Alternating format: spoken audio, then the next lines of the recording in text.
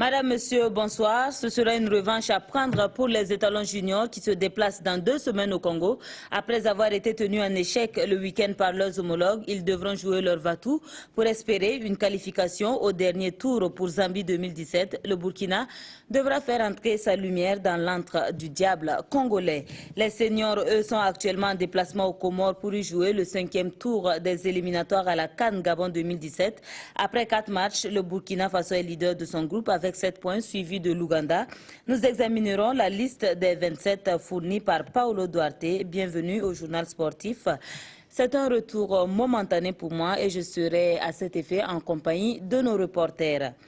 Ouvrons cette édition avec les étalons juniors qui recevaient samedi au stade du 4 août les Diables Rouges juniors. C'est une sortie qui peut être qualifiée de ratée puisque les étalons ont été tenus en échec 1 but partout.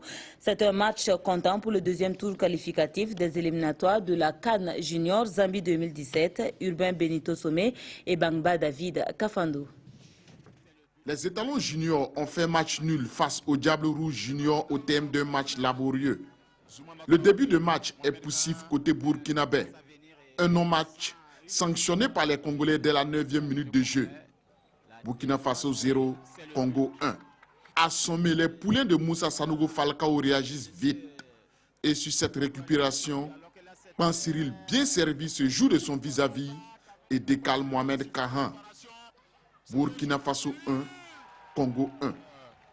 En seconde période, les Burkinabés ne réussiront pas à maîtriser la partie et échoueront à prendre le dessus. La faute à de nombreuses erreurs techniques. Zoumana Traoré à la 47e minute manque de lucidité sur cette action et échoue devant le portier congolais. Manque de justesse en attaque. Derrière, on a du mal à préparer les actions. Les relances sont approximatives. On se contente de balancer les ballons. Les étalons abusent des longs ballons. Le milieu de terrain rechigne à prendre le jeu à son compte et les actions offensives sont mal construites. Un jeu décousu, en somme, une production d'ensemble inefficace. Les étalons juniors sont inquiétés à plusieurs reprises par une équipe des Diables Rouges juniors bien en place. Les Burkinabés ne réussiront pas à maîtriser leur vis-à-vis. Score final, étalon junior 1, Diable Rouge junior 1. Les étalons juniors ratent le coche à domicile et iront chercher la qualification le 10 juin prochain à Brazzaville. Et pour parler de cette rencontre, je suis avec Bangba David Kafando. Bonsoir David. Bonsoir. Alors, vous étiez au stade du 4 août avec les juniors. On n'a pas trop compris ce qui s'est passé parce que c'est une équipe qui a eu quand même une très bonne préparation avec 4 matchs internationaux. Nous avons eu un match en aller-retour avec le Gabon, et une victoire contre le Maroc et puis un match nul contre le Cameroun. Qu'est-ce qui n'a pas marché pour ces juniors? En apparence, en tout cas, la préparation était bonne. Oui, on va dire que l'équipe de Moussa Falcao n'a pas vraiment a été tenue en échec par les Congolais, les Diables Rouges, il faut le dire. Mais avant de revenir plus en détail, nous avons préparé des palettes des différents compartiments de jeu et après les propos des différents entraîneurs, nous allons revenir en détail pour montrer réellement ce qui n'a pas marché parce qu'il y a beaucoup à dire, notamment en défense, au milieu et en attaque. Voilà un peu ce qui a fait que l'équipe du Burkina n'a pas été efficace, surtout à domicile. Et ça risque d'être dur au retour à Brazzaville. D'accord. Nous allons donc écouter les propos que les deux staffs techniques ont bien voulu prononcer à votre micro. Burkina Faso, in preparazione, ha fatto delle buone partite. J'étais préoccupé avant le match parce que on savait que les Burkinabés ont fait une bonne préparation. Ils ont joué 4 matchs internationaux. Nous avons commencé seulement 15 jours avant. Donc, nous sommes venus avec un peu de préoccupation, mais aujourd'hui, j'ai remarqué que mes joueurs ont fait un grand match, surtout sur le plan de l'engagement et de la volonté. J'ai vu un bon Burkina, surtout dans la moitié offensive. Nous savons que dans les matchs internationaux, le problème c'est que le match ça fait pour 180 minutes. Donc nous avons vu le premier round, mais il y a le deuxième round, que c'est dangereux. Donc on va jouer avec la même mentalité à Brazzaville. Abbiamo fatto un ottimo risultato, ma dobbiamo fare grande attenzione ancora. Dans ce genre de situation, je pense qu'un match nul de 1 but partout n'est pas du tout satisfaisant. J'aurais préféré faire un 0-0 que de faire un but partout. L'équipe jouait très regroupée derrière. C'est ce que nous avons travaillé pendant la séance de stage là. Mais seulement ils n'ont pas pu respecter ce qu'on leur a demandé, à savoir essayer de poser le ballon pour passer sur le côté et jouer pas des passes courtes. À la mi-temps, on a essayé de les remotiver en remettant un milieu offensif qui peut garder le ballon, mais malheureusement, ça n'a pas encore cloché. Et ce qui les a amenés beaucoup à balancer les ballons. Et je pense que cela est dû obligatoirement au fait que l'adversaire a joué beaucoup dans son camp. Certains matchs de football, et s'il n'y a pas espoir, on allait signer forfait. Je pense que nous allons partir à Brazzaville pour nous battre, et en espérant aussi marquer un but là-bas pour les faire courir derrière le résultat. Ce qui n'a pas marché ce soir, on était trop concentrés et en plus on balançait trop les ballons sans passer par le milieu du terrain. C'est vrai qu'on a encaissé un but venu de nulle part, mais le match retour, je crois que c'est toujours jouable. Moi je crois que nous on a confiance en nous et rien n'est fait. On va aller chercher la qualification à Brazza. Voilà donc David, tout à l'heure vous nous parliez justement de ces secteurs dans lesquels les étalons avaient pêché, notamment la défense, le milieu et puis le secteur offensif. Et vous avez préparé à cet effet des palettes? Oui, des palettes qui montrent en tout cas la difficulté des étalons à évoluer à domicile, à pouvoir en tout cas maîtriser leur vis-à-vis. Et nous allons voir si la réalisation est prête. Nous allons passer tout de suite à la palette Médine RTB que nous avons préparé pour, n'est-ce pas, illustrer nos propos. Voilà les sorties de balles. On voit les étalons balancer les ballons. Et il faut dire que les sorties de balles, c'est un schéma qui est bien préparé. Là, c'est le défenseur central Benaziz Zagré. Alors, il ne joue pas avec le milieu qui est à côté de lui. Il balance tout de suite. Et vous voyez, il met les attaquants en difficulté. Voilà, il abuse des longs ballons. Et c'est durant tout le match, en première comme en deuxième mi-temps. Voilà, vous allez voir.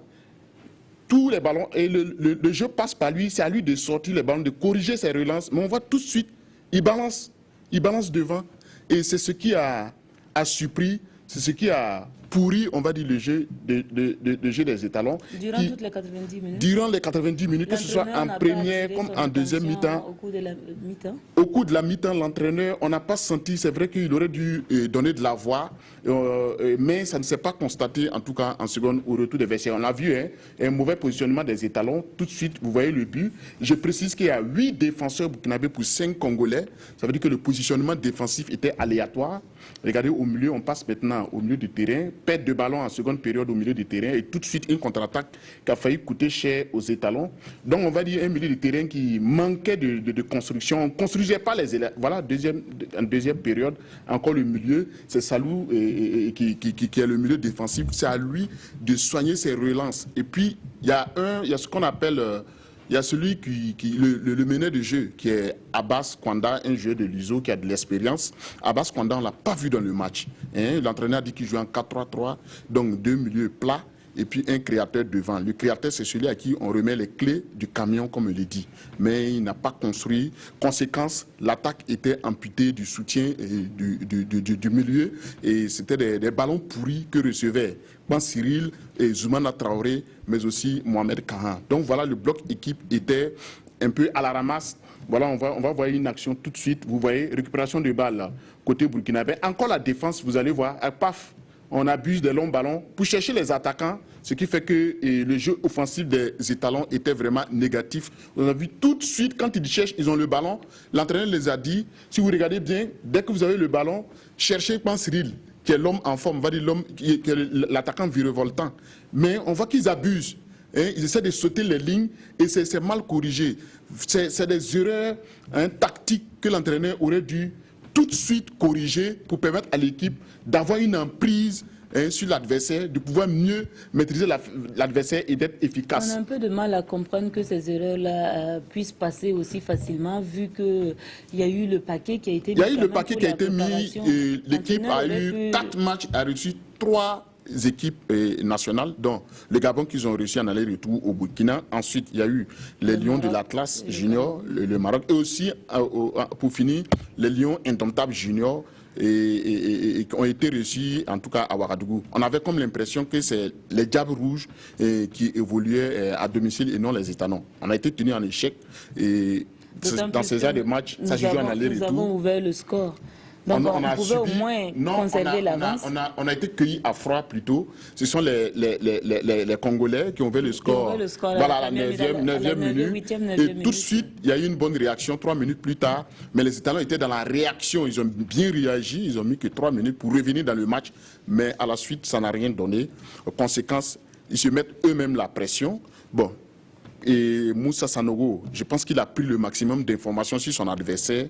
À lui maintenant d'adapter la préparation, à lui en tout cas le capitaine des Étalons de demander à ses joueurs d'être plus efficaces. Voilà, même quand ça réussit au niveau de l'attaque, les ballons sont mal négociés. Ici, ça a réussi, belle récupération des Salou. Et tout de suite, on a lancé quand Cyril, on le sait, hein, quelqu'un qui est très technique. Voilà, son adversaire dans le vent. Et le but de Mohamed Kahan. Quand ça passe par le milieu, quand les jonctions se font bien dans les différentes parties, ça va mieux. Et ici encore, et le joueur Abbas qu'on n'a pas vu a donné un demi-ballon, on va dire, de but à Zoumana Traoré qui malheureusement n'a pas pu et a échoué devant les portiers congolais. La dernière action pour finir, ça, c'est, vous allez voir tout de suite une cascade de ratés offensifs. Et il va falloir être juste devant et être efficace dans les buts. On joue à domicile, mais regardez, voilà, ils auraient pu marquer, ils auraient pu prendre le dessus sur l'adversaire, mais tout le monde s'y met, hein, ils vont tout rater. Voilà, ça c'était une occasion toute faite. L'équipe du Congo observait, mais rien n'a été fait. Encore récupération au milieu. Et regardez, voilà, et ce qu'il va faire si pense Cyril sur ce ballon, voilà, il se débarrasse complètement du ballon. Et il y a beaucoup d'exemples comme ça. On a choisi quelques exemples pour montrer vraiment la faiblesse au niveau de cette équipe. Une équipe dont qui n'avait aucune solidité. Alors, et puis tactiquement était à la ramasse. Nous sommes un peu pris par le temps. Est-ce que, au vu donc de ces résultats et des propos que Falcao a tenus avec ses poulains, vous pensez que les Étalons ont les moyens, la capacité de remonter justement cette faiblesse-là? Il va falloir être plus efficace, mais aussi il va falloir mieux corriger les distributions de balles, les sorties de balles, il faut les corriger. Et je pense que l'entraîneur a vu le schéma qu'il a mis en place n'a pas été maîtrisé et puis ils n'ont pas réussi à revenir dans le match. Les balles sont balancées, on prépare les actions, on les construit et on finit les actions. Là, ils ne préparaient aucune action et ils voulaient finir. Donc, c'était un peu du désordre et ça n'a pas marché. Aussi, il va falloir revoir le positionnement défensif pour être plus efficace parce que pour qui connaît le stade du Omnisport de Kintele à Brazzaville ou le stade Massamba Débat, ça ne va pas être la sinecure parce que c'est un public qui est bruyant et vous connaissez les Congolais pour leur ambiance, ils se déplacent massivement au terrain et donc il va falloir être solide aussi, il va falloir avoir une préparation mentale à toute épreuve vraiment pour pouvoir espérer se qualifier parce que là, ils se sont mis la pression à domicile, tenu en échec, un but partout. Et voilà, ils ont leur destin en main à eux. Les moyens de tenir pour le tour suivant contre le Mali. Alors nous poursuivons toujours dans le registre des Étalons avec cette fois-ci les seniors. Bonsoir Jean Modeste. Bonsoir Ruth Bini Ouattara. Alors Paolo Duarte a déjà communiqué la liste de 27 joueurs, c'est bien cela, avec 5 gardiens de but. Tout à fait. 27 joueurs, dont 5 gardiens de but. Je m'en vais vous donner donc la liste. La liste avait été déjà donnée ici vendredi par Jérôme Tendebego et Lassina Savadogo, mais nous allons encore redonner cette liste avec Daouda Diakité, Free State Stars en Afrique du Sud, Hervé Kofi Kouakou Sec d'Abidjan, Côte d'Ivoire, Abdoulaye Soulama, Air Fok du Ghana, et Bakary Koné, Olympique Lyon, c'est en France, Issouf Dayo, Racing Club de Berkane au Maroc, Steve Faridiago, Toulouse, France, Issouf Paro, FC Santos, c'est en Afrique du Sud. Abdoulaziz Kaboré, Valenciennes, en France. Mohamed Kofi, Zamalek, Égypte. Eric Traoré, Svan, Égypte. Abdourazak Traoré, Konyaspor, Turquie. Alain Traoré, Lorient FC, France. Aristide Bansé, qui est sans club actuellement. Voilà, il est sans club, il n'est plus à Chipa United. Et puis Pierre Daïla, FC Mounana au Gabon. Ali Rabo, Arab Contractor Égypte, Jonathan Pitroapa Al Nasr Dubaï, Jonathan Sandy Zongo Almeria Espagne, Yacouba Mando RCK Burkina Faso, Bertrand Traoré Chelsea, Angleterre. Patrick Arnaud Malo, JS Kabylie, Algérie. Banou Diawara, JS Kabylie, Algérie. Adama Guira, Sondajike, Danemark. Cyril Barros, Bayala, El Dakhele, Égypte. Cyril Kwan, USFA, Burkina Faso. Isiaka Ouedraogo, Wolfsberger, AC, Autriche. Et puis 2 gardiens convoqués, RCK. Abaka Sawadogo, le portier du RCK, Burkina Faso, et puis Moussa Germessanou Bouvet en France. D'accord. En attendant de revenir plus en détail sur cette liste, nous signalons que les étalons sont actuellement aux Comores pour y jouer le match retour qualificatif du 5e tour des éliminatoires à la CAN Gabon 2017. Le sélectionneur Paulo Duarte a publié une liste bien qu'élargie qui présente cependant une équipe diminuée à raison de quelques absences. Mais le sélectionneur assure quant à la performance de sa défense. Il dit avoir trouvé ses 2 latéraux gauche et droit. Il s'exprime au micro de Moussa Ouedraogo et c'est avec vous, Jean-Modeste Ouedraogo. Même aujourd'hui, j'ai déjà trouvé 2 défenseurs gauche qui il y a 1 mois, je n'ai pas. On a un Radzak qui joue là-bas facilement. C'est un joueur de grande capacité, grande maturité, grande technique, grande confiance. Et si je veux jouer plus défensif et plus fixe, j'ai Malo, qui a fait un grand match à Ouganda, qui a gagné tout le duel individuel, qui joue à latéral gauche dans sa équipe. Donc si à 1 mois avant, je n'ai pas de joueur latéral gauche, on a le petit Koulibaly ici, qui n'est pas en forme 100% physiquement, il sait pourquoi. Lui et moi, il sait pourquoi. On a parlé ensemble, seul.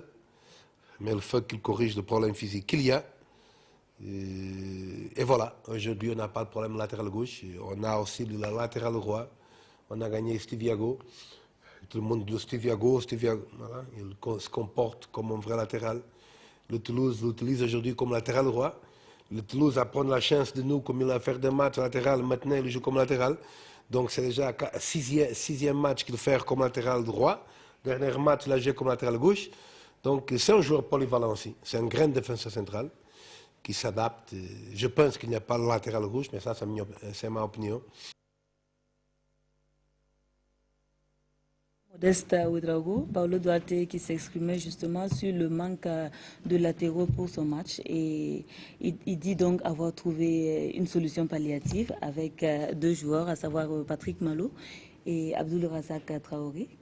Vous pensez que c'est faisable? Ouattara, vous faites bien, il y a un terme que vous avez utilisé qui me plaît bien. Hein? Il essaie donc de faire avec. Vous aviez dit qu'il est en train de colmater, c'est du colmatage, parce que là, ce qu'on voit, les joueurs dont il parle ne sont pas des latéraux gauche de métier, ce sont des joueurs qui sont formés à d'autres postes, notamment Patrick Malo, qui est un défenseur central à la JS Kabylie. Abdoul Razak Traoré est un milieu de terrain, parfois attaquant, parce que ce garçon a le profil presque de Antoine Griezmann, pied gauche, technique, rapide, vif.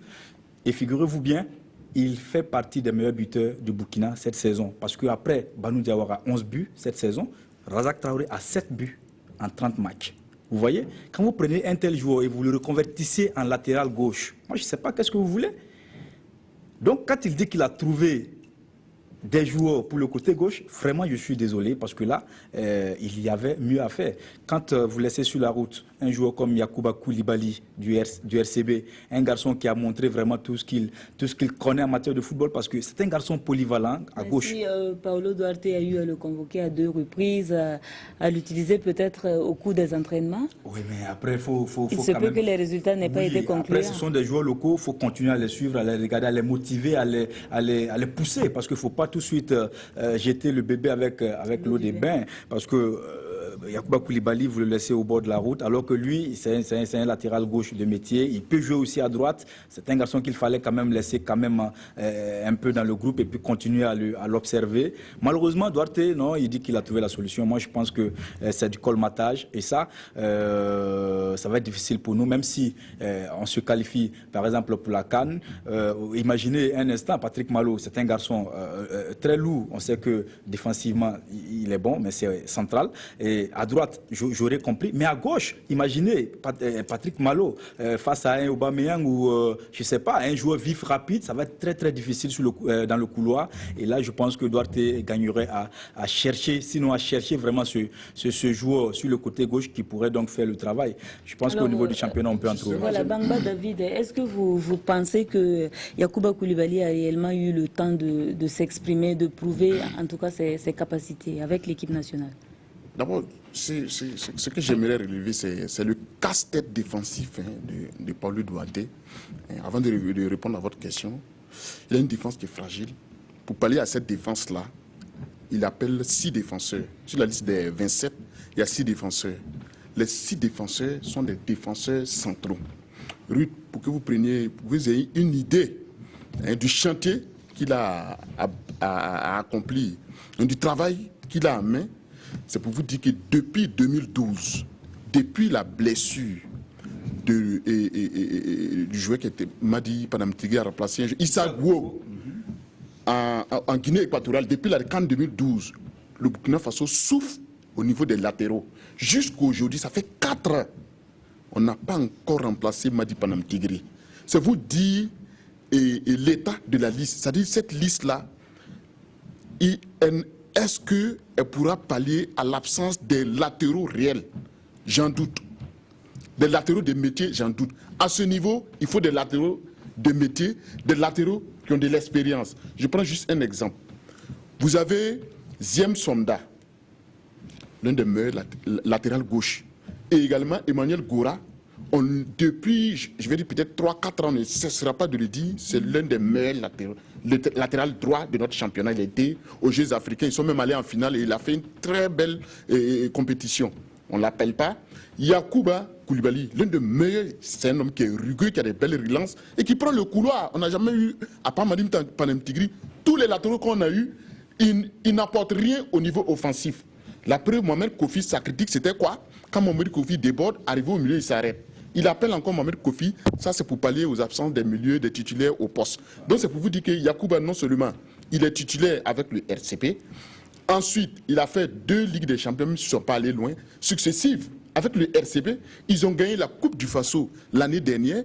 Voilà un petit palmarès qui plaît dans sa faveur. Il aurait pu servir pour le poste, mais on le laisse. Pas la Coupe du Faso, le championnat l'année dernière. Le championnat l'année dernière, et même ils ont eu le championnat l'année dernière, parce que la Coupe du Faso a été remportée par l'USFA. Voilà, il faut redonner à César ce qui appartient à César. Est-ce que vous pensez que c'est un échec programmé avec ce c'est pas un échec programmé. Solution? Moi, ce qui me chagrine, c'est que l'entraîneur, qui connaît bien l'équipe nationale du Burkina, Paulo Duarte a été choisi comme ça, les yeux fermés, il n'y a pas eu de concurrence. Il a toujours des difficultés à nous trouver des latéraux, alors qu'on a des latéraux sur le terrain. Est-ce que tu vois?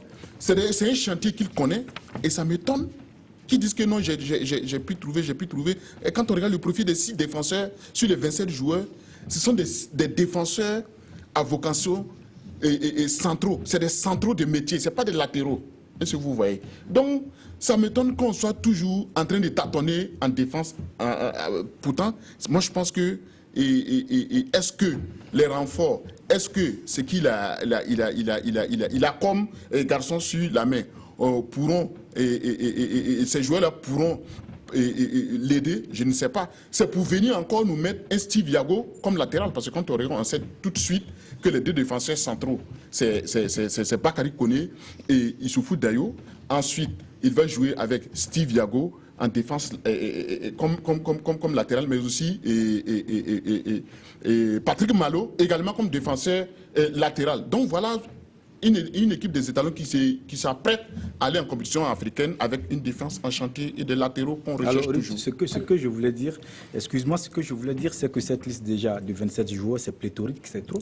C'est trop parce que... C'est assez oui, c'est trop parce que là, on va pour un match contre les îles Comores. Il faut prendre juste l'essentiel. L'essentiel pour moi, c'est 23-24 joueurs. D'accord. Et puis aller jouer. Nous y reviendrons, Jean Modeste. Nous allons donc parler justement de ces absents-là avec Charles Kaboré qui ne sera pas présent pour cause de suspension, ainsi que Bakary Sarré blessé.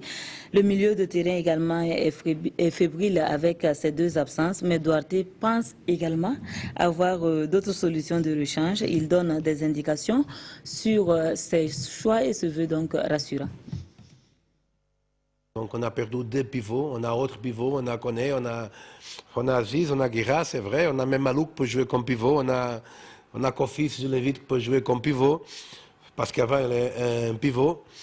On a trop de choses, mais il faut dire qu'on a la consistance et la dynamique dans le même joueur, normalement la structure est là, et normalement l'équipe donne plus de résultats.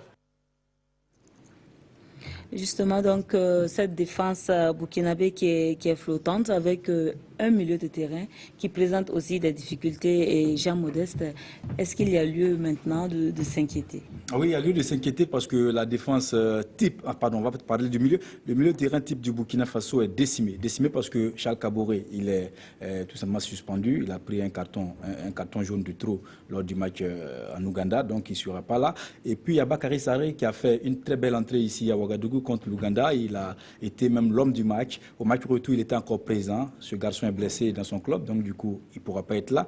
Il y a Diakary Diakone qui est le taulier, qui est le l'essuie-glace, celui-là même qui fait le boulot. Lui aussi, depuis un certain temps, est absent. D'abord, il n'était pas là lors du dernier regroupement. Pour ce match encore, il ne sera pas là. Donc, ça fait déjà vraiment les titulaires qui évoluent au sein de cette équipe des étalons au milieu de terrain. Les titulaires ne seront pas là. Et Duarte devra donc faire sans ces joueurs-là. C'est pourquoi moi, je suis inquiet. Je suis inquiet parce que ceux qu'il va appeler, sinon ceux qu'il a appelés, ce n'est pas pour, en tout cas, les minimiser. Mais, de ma part, je pense que, en tout cas, il y a quelque chose qui manque. Quelque chose qui manque. Et là, en ce moment, ce qu'il va faire, c'est quoi? Il a rappelé Kofi. C'est pas pour qu'il joue comme latéral droit, mais c'est pour qu'il rentre dans le milieu de terrain. C'est le poste qu'il joue d'ailleurs en Égypte, aux Amalek.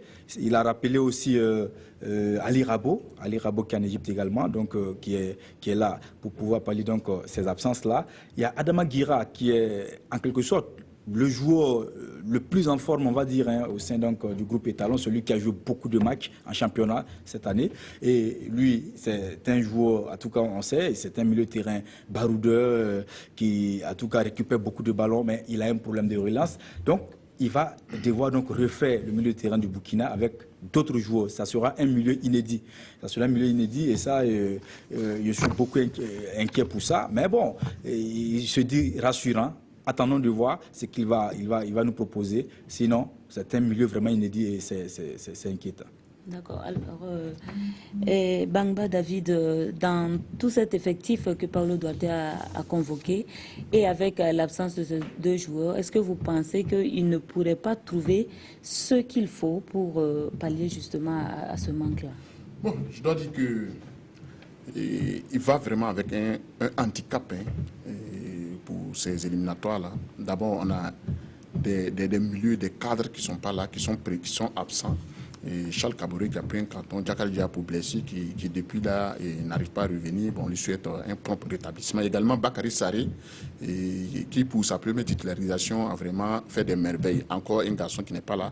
Voilà, il joue de malchance au milieu, mais maintenant, est-ce qu'il a des garçons pour Jérôme, je dis bien, Modeste vient de parler tout de suite de Ali Rabo, de Adama Guira, et bien aussi de Mohamed Koufi, qu'on soupçonne son retour, c'est certainement pour le mettre au milieu. Il va jouer au milieu parce que Mohamed Koufi, il est titulaire aux Amalek, il joue au milieu défensif aux Amalek, ensuite souvent il joue comme défenseur central et là il revient, c'est son poste et ce sera une découverte. On va voir réellement ce qu'il vaut au milieu, mais maintenant c'est ce que moi je crains. Est-ce qu'il y aura la complémentarité entre ces trois? Est-ce qu'il y aura des automatismes qui vont se créer pendant ce laps de temps là à même de nous permettre de pallier aux absences des cadres, un milieu défensif qu'on n'a pas encore vu? Est-ce que seul le match pourra nous situer? Et on verra bien, parce qu'il dit qu'il a trouvé la solution, on verra bien si c'est la bonne solution qu'il a. Mais ce que je constate encore une fois, c'est que à 7 ou 6 mois de la CAN, on a une équipe qui est en chantier sur tous les compartiments, même l'attaque. Bansé, Modeste venait de lui dire, et il n'a pas de club. Il a appelé et c'est inquiétant. D'accord, nous allons essayer de rentrer en contact avec Jérôme, qui est en déplacement avec les étalons. On nous signale qu'ils ne sont pas encore arrivés aux Comores, mais ils sont actuellement en France. Nous ne savons pas si la connexion a déjà été établie avec Jérôme. Voilà, nous allons donc revenir à Jérôme Tchendrobego. Avec l'avance de 2 buts que le Burkina a sur le Comore, on peut, même si on ne peut pas se frotter les mains, on peut quand même espérer qu'on peut s'en tirer à bon compte. Oui, on peut s'en tirer à bon compte seulement si Paulo Duarte, je sais qu'il est lucide, je sais qu'il connaît les problèmes de l'équipe. Il y a certains problèmes où on ne peut pas l'en vouloir, notamment les blessures et les absences, ça on ne peut pas l'en vouloir, il va falloir faire avec.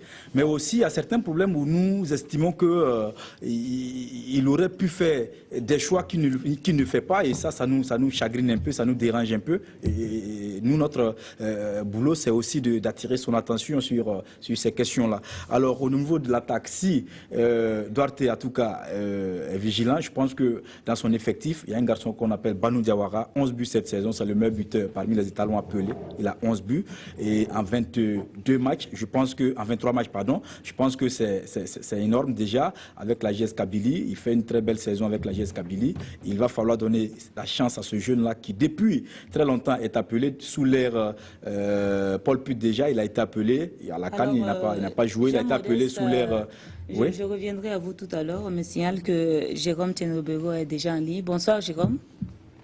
Bonsoir Ruth, bonsoir Modeste, bonsoir David et bonsoir aux téléspectateurs.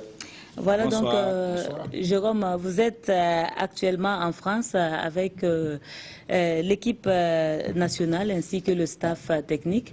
Est-ce que pour le moment, tous les joueurs ont répondu à l'appel ou d'autres vont rejoindre directement l'équipe au niveau des îles Comores? Oui, Ruth, il faut dire que quand on quittait Ouagadougou hier déjà, et il y avait Paulo Duarte et son staff technique et 4 joueurs, Bertrand Isidore Traoré, Isaka Ouedraogo, Abdoulaye Soulaman et Aziz Traoré. Donc, c'est les 4 qui étaient au départ de Ouagadougou. Et ce matin, à l'arrivée à l'aéroport Charles de Gaulle, on a pu apercevoir Alain Traoré et Pierre Daïla. Donc, ce sont les 2 qui sont ajoutés au groupe, au petit groupe, donc à l'aéroport Charles de Gaulle, pour rejoindre l'hôtel Radisson Blu en banlieue parisienne, c'est dans le Val d'Oise. Donc ce soir, Paulo Duarte, on a pu voir Paulo Duarte qui se plaignait parce que peut-être il y a du retard sur son programme préétabli. Et j'avoue que ce soir, au premier contact avec la pelouse d'entraînement donc de l'hôtel Radisson Blu, il n'était que 7. Et avec la pluie qui tombait, la pluie est tombée à longueur de journée ici à Paris aujourd'hui, donc ils ont eu des problèmes pour pouvoir s'entraîner. Et le reste de l'effectif venait en tout cas, était au compte-gouttes. Et je pense que ce n'est que demain que Paulo doit pouvoir avoir l'essentiel de son groupe ici à Paris. Alors, Jérôme, on a un peu vu d'un mauvais œil cet effectif que certains ont jugé de pléthorique. Ces 27 joueurs que Paulo Duarte a donc convoqués. Oui. Alors, avec les absences de Charles Kaboré ainsi que de Bakary Sarré, est-ce que vous pensez que dans ce que Paulo Duarte a convoqué, il pourrait trouver les éléments qu'il lui faut? Oui, j'écoutais déjà les analyses de Modeste et David. Oui. Paulo Duarte va devoir mettre en place une équipe d'ici le match contre les Comores. Une équipe qui avait, des joueurs qui n'avaient jamais joué ensemble.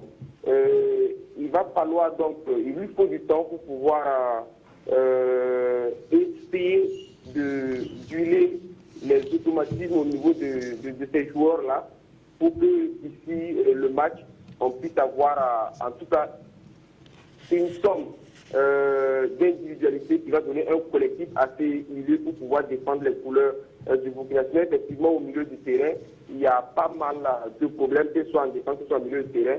Mais je pense que c'est cela aussi qui justifie cette période plus ou moins longue de regroupement qui va permettre à Paulo Duarte d'essayer de faire les combinaisons probables et d'ici le match sorti, une combinaison qui peut lui donner satisfaction en tout cas, que ce soit au milieu de terrain ou en défense.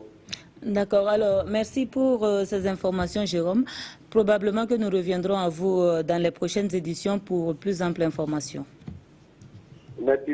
Voilà, alors Jean-Modeste, je reviens à vous pour la suite de ce que nous étions en train de dire. Nous parlions de Banu Diawara. Banu Diawara, comme je le disais, qui est un joueur en forme avec la JS Kabylie cette saison, 11 buts en 23 matchs. Je pense que c'est l'occasion pour Paulo Duarte de le tester et de lui donner cette chance-là de pouvoir montrer ce dont il est capable. Je disais que sous l'ère Paul Put, sous l'ère Guénotoro, ce garçon n'a jamais eu sa chance. On n'a jamais donné donc la chance à ce garçon. Je pense que l'occasion est là maintenant pour qu'il puisse s'exprimer. Et aussi, et puis Troapa, qui est là, qui joue aussi aux Émirats, lui aussi il est en forme. Il y a Bertrand Traoré qui est à Chelsea. Je pense que sur les 11 de départ, on n'a pas trop de difficultés, sauf qu'au milieu, comme on le disait, il y a quand même des soucis à se faire. Mais aussi, il faut reconnaître que sur les 27 joueurs, il y a 13 joueurs qui évoluent donc sur le continent, 3 joueurs locaux, donc les 11 sont hors du continent. Donc vous voyez que la balance est en train de changer. Du coup, ceux qui évoluent en Europe ne sont plus nombreux. Ceux qui évoluent sur le continent africain deviennent de plus en plus nombreux. Bon, voilà, ça change un peu. Nous sommes pris par le temps. Alors, merci d'être venu sur ce plateau. Merci Bangba David d'être venu partager vos avis. Alors, nous poursuivons avec le championnat national de première division. Et ce soir, un match avancé de la 22e journée. Les Faux donc a enfoncé le clou au niveau du Bangui Sport dans sa situation de dernier du championnat de première division. Cet après-midi, au stade municipal Issoufou Joseph Konombo, l'EFO a pris le dessus sur le Bangui sur la plus petite des marques, 1-0. Le résumé de ce match avec Siedi Lariahienne et Mahamadi Wena. Le Bangui Sport ne peut que nourrir des regrets dans ce match contre l'EFO, tant les verts et rouges de Dedougou ont montré un visage séduisant cet après-midi. Certes, la première période débute sur une grosse occasion de l'EFO à la 2e minute, mais Salam Kagambera et ensuite Patrick Ede sont maladroits sur le coup. À la 9e minute, l'EFO marque par Salam Kagambera. Un but refusé pour un hors-jeu de l'attaquant de l'EFO. Et pourtant, il n'en était rien. Bangui Sport se ressaisit très vite et se crée de grosses occasions de but. D'abord à la 11e minute, hélas, Rakibou Kéré manque le but tout fait. À la 32e minute, Gon Billy frappe en puissance. Parade de Noureddine Balora. Le Bangui Sport domine le dernier quart d'heure de la première période, mais pas de but jusqu'à la pause. À la reprise, Salif Sanou lance Adama Zerbo dans le bain. Le faux joue mieux, mais n'est pas loin de concéder le pénalty sur ce tacle un peu limite du capitaine Abouakar Traoré dans sa surface de réparation. Le nouvel attrant de l'EFO, Adama Zerbo, lui se signale à la 51e minute par une première frappe captée sans difficulté par Suleiman Oué. Le meneur de jeu de l'EFO revient à la 60e minute et oblige Suleiman Oué à la faute. L'arbitre central Sedou Belem accorde le pénalty à l'EFO.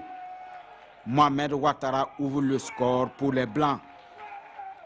Malgré le but encaissé, les verts et rouges du Bangui ne désarment pas. Bangui Sport gratifie le maire public du stade municipal Issoufou Joseph Konombo, mais au finish doit s'incliner 1-0 devant les faux. Le Bangui a perdu, mais Suleiman qui doit pouvoir s'appuyer sur le jeu fourni par son équipe pour sortir le Bangui Sport de sa position non enviable des derniers du championnat. Les autres rencontres de la 22e journée se joueront le mardi 24 et le mercredi 25 selon le programme qui suit. Le mardi 24 au stade Issoufou Joseph Konombo, Le Santos sera face à l'USI à 16h et à 18h15, vous aurez la rencontre Asfa Enenga ASFB. Le mercredi 25 à 16h, toujours au stade Issoufou Joseph Konombo, vous aurez la rencontre Uzo Ageb à 16h et à 18h15, la rencontre Kozaf USFA. À Koudougou, le BPS sera face au RCB à 16h. À 16h également, à Pau, le Majestic recevra l'AS Sonabel et à Banfora, l'USCO recevra le Rail Club du Kadiogo. Ceux qui viennent ont su faire le bonheur des amoureux du football burkinabé à une certaine époque des années 70-80, appelées aujourd'hui les anciennes gloires. Elles étaient à l'honneur le week-end dernier à Bobo Dioulasso. C'était à l'occasion d'un match de gala auquel a assisté Yaya Dembo Tamboura. Il nous invite à revisiter les gestes techniques de ces anciens professionnels. Elles sont presque toutes présentes.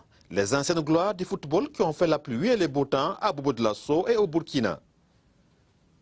C'est à la faveur de ce tournoi amical. Bateba Ouattara, Abdoulaye Compaoré Doul, Malamine Ouattara, Sey Sidibé, Mamadou Diallo, Adama Sis, Eric Barbosa, pour ne citer que ceux-ci. Puis la plus jeune génération composée de Sakasano Mololo, Ousmane Koulibaly Tom, Yacine Kofi, Mamadou Ouattara, Izi, Abdoulaye Traoré Moustique, etc. Un match amical au cours duquel ces anciennes ont rappelé à la jeune génération le printemps du football burkinabé.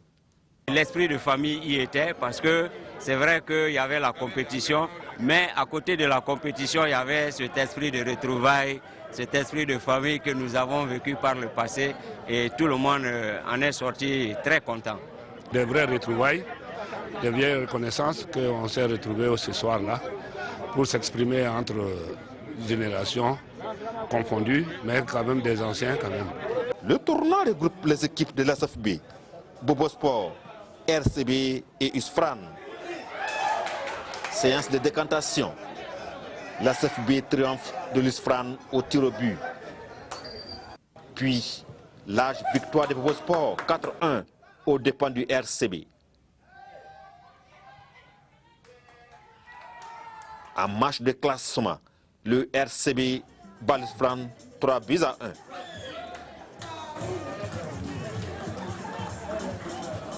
Et en finale, victoire de 1-0 de l'ASFB aux dépens de Bobo Sport. Pour les initiateurs de ce tournoi, peu importe le score. Nous avons trouvé que vraiment nos anciens de la Bougie, on n'a même pas encore leur image encore sur les scènes sportives. Donc voilà pourquoi nous avons initié d'organiser un tournoi pour au moins se réunir les anciens joueurs, au moins pour qu'on puisse au moins s'épanouir ensemble et parler de problèmes de sport en général, le football en particulier. Parce que vraiment je pense que les anciens joueurs ils ont fait beaucoup de choses pour le pays. Beaucoup de plaisir et beaucoup d'émotions. Étant entendu que ce n'est pas tous les jours que nous avons la chance d'assister à de pareilles rencontres conviviales. Alors donc l'initiative est fort louable et la direction régionale en tant que tutelle se devait d'accompagner cette initiative. Des équipements sportifs pour encourager les anciennes gloires du football burkinabé. Mais pour celle-ci, le plus beau cadeau demeure la retrouvaille. Nous descendons d'un palier au niveau local pour parler de la coupe Rimpougou-Noma. Elle a été remportée par Olympique Club de Toyébine face à Fabian FC 4-0. Le commentaire avec Jérôme Tchendrebeu. Cette année, la coupe Rimpougou-Noma du Saman-Naba Boulga de Tamsin a fait la part belle aux petites catégories. Après plusieurs jours de confrontation, ce sont les Bleus de l'Olympique Club de Toyibin et Fabian FC qui ont l'honneur de disputer la finale. La partie démarre difficilement, mais les Bleus ne tardent pas à se mettre en évidence avec ce but de Bassirou Compaoré. Un but à 0 à la pause pour l'Olympique Club de Toyibin. Le coach de Fabian FC galvanise ses poulets afin qu'ils puissent remonter la pente, mais c'est tout le contraire qui va se produire après la reprise. Bassirou Compaoré frappe encore pour signer son doublé. Entré en cours de match, Daouda Ouedraogo y va aussi de son doublé dans l'intervalle de 2 minutes. alors que l'Olympique Club de Toyibé mène 4-0. Son coach se fait expulser à moins d'une minute de la fin. C'est donc sans lui que son équipe enlève la Coupe Rim pour Mnoma 2016. Et nous recevons à présent Adama Ouedraogo, secrétaire général de l'association Les Motards du Faso. Bonsoir, monsieur Ouedraogo. Bonsoir, madame. Alors, est-ce que vous pouvez nous présenter succinctement votre structure? Ok, l'association Les Motards du Faso, c'est une jeune association de passionnés de grosses motos, de grosses cylindrées, qui se sont retrouvés pour vivre ensemble leur passion. Donc, on organise des activités de sensibilisation sur la sécurité routière, et aussi des dons par moment de social, au fait. Voilà. D'accord. Alors, vous avez une activité de prévue le week-end prochain. De quoi s'agit-il? Nous avons ce que nous avons appelé la caravane et le village moto. C'est une première édition. Vous voyez, dans des pays comme la France, la Côte d'Ivoire, tout ça, on a des grands passionnés de moto qui se retrouvent par semaine ou bon, par mois, souvent, et au cours d'une rencontre où ils partagent, ils vivent leur passion. Et au Burkina Faso, on a des motos, on a des motards, on a des passionnés, mais qui n'arrivent pas à se retrouver. Donc on a dit, bon, pourquoi pas une édition des motards du Faso au Burkina Faso ici. D'accord. Alors, à cette édition, qu'est-ce que vous avez prévu comme contenu exactement? Actuellement, vous savez, le sujet actuel, c'est la sécurité routière. Donc, cette première édition est vraiment basée sur la sensibilisation des populations, des motards eux-mêmes, des petites cylindrées, tout ça, à la sécurité routière. Parce qu'on ne va pas finir de parler. Vous-même, vous savez les problèmes que nous rencontrons actuellement. Donc, c'est une caravane qui va débuter à un point précis qui est la ZAD. Et nous avons 54 km à parcourir dans l'ensemble de la ville et venir finir avec un village derrière la mairie de Bogodogo, où nous allons exposer les motos et faire des activités de sensibilisation, sensibiliser le grand public qui sera présent parmi nous et animer aussi avec nos activités, c'est-à-dire des courses de moto, mais cette fois c'est des courses de moto de la plus lente moto, en fait, c'est-à-dire le dernier qui sera primé. Ok, il y aura des démonstrations. C'est ça. Il y aura aussi des démonstrations de bonne conduite de moto avec l'appui de la police. Et on espère aussi avoir la brigade mobile, la gendarmerie avec nous. D'accord. Vous êtes des professionnels. Qu'est-ce que vous avez comme conseil à donner à ceux qui veulent faire du motocross? Actuellement, il faut d'abord, même pas la motocross seulement, il faut déjà parler même de la moto. Aller simplement à moto. Oui, il faut d'abord le casque. Et on constate qu'à Ouagadougou, les usagers ne portent pas de casque. Surtout vous les femmes par exemple, avec les mèches, la tête, tout ça, elles veulent toujours paraître belles et éviter de porter les casques. Et il y a des problèmes. On rencontre beaucoup de situations comme ça. Et donc on veut d'abord amener la population à la sensibilisation, à la maîtrise, à la connaissance du code de la route, surtout au port du casque, parce que c'est fondamental. C'est vraiment fondamental. Quand on veut compter le nombre d'accidents à Ouagadougou, ne parlons pas du pays, à Ouagadougou seulement, pour raison de sécurité, on ne peut pas finir. Vraiment. Donc, on est vraiment, notre activité sera vraiment basée sur ça. On a, comme je le disais, un tronçon de 54 km parcouru avec une grande caravane et venir finir avec de très belles activités de sensibilisation du public. Bon, c'est dommage que notre film nous a un peu lâché. Sinon, vous allez voir un peu l'association, comment c'est suivi. Voilà, les activités que nous avons l'habitude de faire. On fait aussi du qualitatif, comme je l'ai dit. Et voilà. Probablement qu'avec votre activité, nous aurons l'occasion, en tout cas, de mieux vous découvrir. Bien sûr, on vous attend puisque la ATB, c'est la chaîne des grands événements et on espère vous compter parmi nous le samedi 28, Inch'Allah. Ça sera, comme je le dis. Nous ferons de notre mieux pour répondre à l'invitation. Merci beaucoup. Voilà, merci Monsieur Ouedraogo et bonne suite à vous. Merci beaucoup. Nous parlons à présent de sport de combat avec le karaté-do. Vous restez avec nous pour la suite du journal. Merci. Voilà, nous parlons de sport de combat avec le karaté-do. 300 karatékas ont bénéficié du stage de perfectionnement proposé par la Ligue du Centre et comme à toute retrouvaille familiale, les problèmes internes ont ressurgi. La crise que traverse le karaté a encore été évoquée. Le compte rendu de Jérôme Tiendrebego qui était samedi dernier au plateau de la douane. Pourquoi autant de haine entre nous? Pourquoi autant de mésententes? Ce sont là des questions que se pose Maître Oumar Yugo, que le cadre de réflexion soupçonne d'être le nœud gordien de la crise qui secoue le karaté-do burkinabé. L'ex-DTN de la fédération dissoute est aussi accusé de n'avoir pas de club au Burkina. À 54 ans, mes références sportives sont derrière. En tant que compétiteur, comme entraîneur, je n'ai pas besoin d'avoir un club à Ouaga. C'est vous, mes élèves.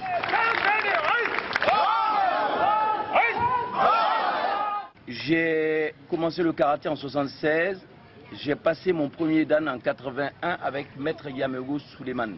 Je suis parti en France, j'ai créé mon club en 84, qui est en fonction aujourd'hui.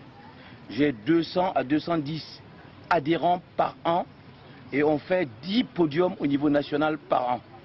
Avant d'en appeler au respect de l'esprit martial que nous ont enseigné nos grands maîtres.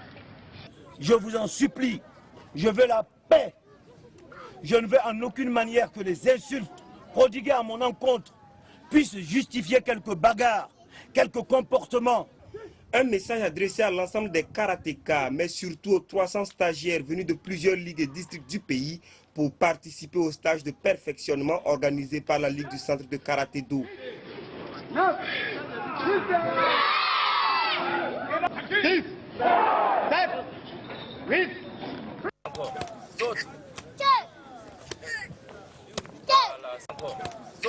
Nous avons axé ce stage sur les fondamentaux du karaté-do et les techniques de combinaison de base, ce qui permet de remettre nos compétiteurs en jambes, ce qui permet de revisiter les spécificités des différents styles, Wadoryu, Shudokan et puis Shitoryu, et ce qui nous a permis également de remettre les instructeurs sur le top niveau afin qu'ils puissent relayer l'information et le savoir au niveau de leur club à leur club. Un stage qui s'est déroulé sous le regard de parents et amis de karatéka, de sympathisants et de membres du comité transitoire mis en place par le ministère des Sports et des Loisirs pour juguler la crise. Au jour d'aujourd'hui, nous sommes à plus d'une trentaine de clubs visités à Ouagadougou. Au nord, nous avons pu visiter les 6 clubs. Nous avons visité également les représentants des ligues et les districts. Ça a été le même cas à Koudougou. Et ce programme va se poursuivre à travers donc les autres régions pour pouvoir communiquer avec l'ensemble des acteurs, connaître les difficultés qu'il y a dans le milieu avant de pouvoir chercher à rassembler tout le monde et communiquer sur les problèmes qui divisent les gens pour avoir un minimum d'entente avant de chercher à parler de renouvellement ou de remise en place du bureau d'un nouveau bureau exécutif. Le comité transitoire espère voir le bout du tunnel au dernier trimestre de l'année 2016, période de renouvellement des Olympiades. Seulement voilà, en à peine 2 mois d'existence, il enregistre déjà une démission et pas des moindres, celle de Maître Suleiman Yamego, le seul karatéka en son sein. La région du Nord-Est manque de compétition dans cette même discipline du karaté-do. Afin de permettre aux pratiquants de la région de rehausser leur niveau, les élèves de Maître Mokhtar Ouedraogo ont organisé le 15 mai dernier une compétition qui a réuni des équipes du Zandoma et du Lorum. Abbas Traoré et Moussaki pour le reportage. La Coupe de karaté-do, baptisée Coupe Maître Mokhtar Ouedraogo, a été un moment d'offrir de la compétition à ces pratiquants d'arts martiaux, mais aussi de faire passer des messages de paix entre les responsables de cette discipline sportive. Et ce sont les élèves qui ont organisé ce rendez-vous à l'honneur de leur maître, aujourd'hui arbitre international Kata Zone 3. C'est une initiative réellement qui est venue des élèves et ça m'honore. Non seulement au-delà donc de ma personne, ça honore donc tous nos grands maîtres. Vous les avez vus ce soir et c'est cet esprit-là que nous cherchons, nous demandons et que nous véhiculons. Cette première édition a connu des combats par catégorie par genre. Elle a aussi été riche en démonstrations dans les disciplines sœurs, dont le judo, le tai chi. Très satisfait, les enfants se sont amusés. Les pratiquants se sont frottés. Et vous avez vu vous-même, toutes les disciplines serres étaient représentées. Le tai chi, le kung fu, le taekwondo, le judo. On les remercie vraiment. moi j'aime le karaté parce que ça me permet de cultiver le fair play et on peut... Bon, je retrouve mes amis, et je joue avec eux, ça me permet aussi de me défendre. De passage à Waïguya, le président du comité transitoire de la Fédération de karaté-do a encouragé les initiateurs de cette compétition et leur a demandé de cultiver les valeurs de solidarité et de fraternité. Voilà, c'est tout pour le magazine de ce soir. Je vous remets au bon soin de Christelle Dabré pour l'édition du vendredi. On se retrouve tout à l'heure pour l'édition synthèse. Bonsoir.